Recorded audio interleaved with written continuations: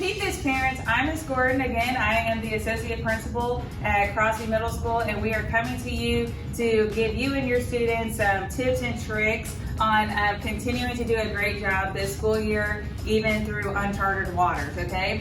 So on Peep This Parents today, we're going to talk about Schoology. We're going to talk about how your students should be interacting in Schoology and just some reminders as we're coming upon the end of the first grading period, okay? So first of all, our biggest tip is that when your student is logging into Schoology, we need to go through Clever, right? So you can see we have Clever right here, okay? So when you are logging into Schoology, you definitely need to go to Clever. Clever is that little app on your iPad, and go to Schoology within that, okay? It's gonna make a couple of things easier, and it keeps you just logged in through that universal password, okay? So when your student gets to Schoology, you'll see that they have their 7 courses lined up. So that's important as well, guys. Remember, this is very different than the spring. If you were here with us in the spring, this is regular school, right? Just remotely or face-to-face, which means that you are responsible for covering your 7 classes every single day, right?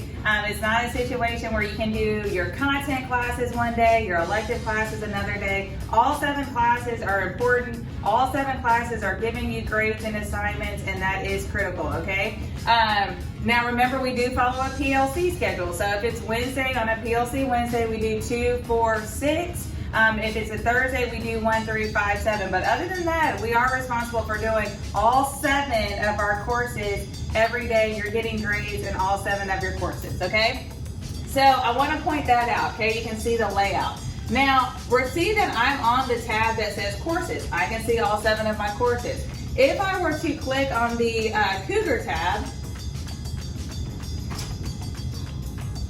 okay, you can see then that's where I kind of have this running recent activity, maybe different teachers who have sent different messages. But most importantly, you'll see that over here, I kind of have these upcoming assignments, okay? I think some of us, or we think some of us, are under the impression that these are the only things that we do, okay? So that when you go into your home page, you think that if you see these assignments, those are the only things that you are responsible for, okay? That is not true, okay? These tell you some of your overdue assignments. These tell you some things that are coming up, but you're responsible for going into each of your courses every day, following your schedule and going through each part. So let's look at that. So remember, this is under the Cougar. Let's go back to courses, okay? So let's go to my English course, okay? So you can see that, and we're working on aligning all of our courses to look uniform. But you can see that we have all of our folders here. Okay. So let's say that when I go as a student into one of my folders, I can see that I can log into the class. Okay. So it says start here if I want to know how to work Schoology, but I'll be able to log into the class through these live streams on this schedule. I'll be able to see my tutorial lessons, and then I'll be able to go into my assignments. So I want to show you that every day you need to go into your assignments, right? You need to find the day or the week that you're located on, okay? And then let's go into Monday. Okay, so when you go into a day's course, right, this is what your routine should be. You should go into each day for each of your courses, and you are responsible for doing each and every single thing that's in that course, guys. So you need to start at the top. It might be the directions for the day. It might be the daily agenda. It might be a message from your teacher. And then you are to work every single thing in that folder, right? You don't run a marathon without doing some practices beforehand. You don't play a football game without doing some practices beforehand. So you are responsible for doing everything. All of this stuff right here, that's the meat and potatoes. That's the learning. That's the teacher teaching you, right? And if you want to be successful, you really need to engage in all of these parts.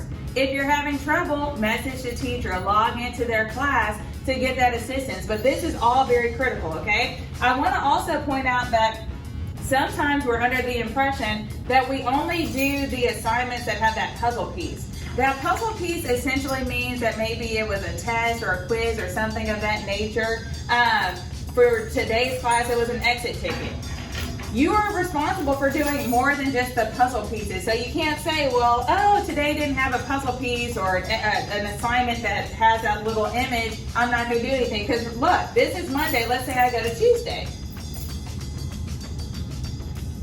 Okay, again, Tuesday has the directions for the day. You can see that there are no puzzle pieces this day. That doesn't mean that there's no work to be done. There's absolutely work to be done, even though there are no puzzle pieces, right? So you can see there's directions for the day, our grammar for the day, a couple of messages from the teacher, right? A mini lesson, so that's the teacher teaching. And then at the end, we're going to end with a writing assignment. Again, it's not a puzzle piece, but it's still really important, okay? So if we take it back to our courses, again, let's just review that we are responsible, right, for all 7 courses, definitely Monday, Tuesdays, and Fridays. Remember, if it's a PLC week, you are responsible on Wednesdays for 2, 4, and 6, your 2nd, 4th, and 6th period, and on Thursdays for 1st, 3rd, 5th, and 7th, okay?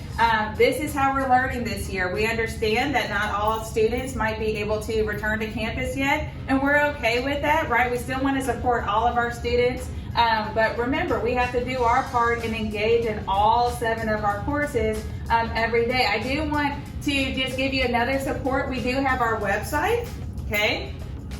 So on our campus website, you can see we have a lot of different information. If we scroll up, okay, we have last week's episode of Peep Parents.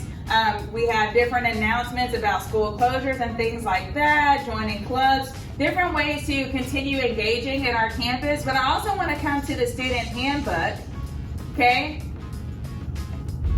and remind you all on page 11, I want to remind you all of just, about how we go on to the next grade level, right? So remember that we have 2 things that we have to focus on when we go on to the next grade level. And again, we're coming upon the end of the 1st quarter, so this is important to talk about. It says we must pass math and English and a student's overall average in the 4 core subjects of math, English, art, science, and social studies must be a 70 or above. That means that, guys, again, in order to be promoted to the next grade, we need to be making 70s. We have to pass each report card with a 70 or above in all of our classes, okay? So that is one criteria for being promoted to the next grade, even in this setting, right? So again, please, please, please reach out to us if you need help, because we are here to help you, right? But we have to work together on this. Remember that in middle school, right, we do have 6th, 7th, and 8th grade STAR testing. Even if the state has said that this is not an SSI year for 5th and 8th grade, we are still planning on administering the STAR test in the spring. We are still working towards progress over perfection, which means we're still working on growth. We're still working on learning. We're still working on sharpening our critical thinking tools and doing school, right? So just please know that we are here to help you. If you need anything from us, please contact the school. But we really would like to see all of our students being successful and as successful as possible in this setting. And just know that we're here for you if you need any help. So please reach out. Remember, your teachers are available for you. We're available for you. And we hope you have an amazing, amazing fall break.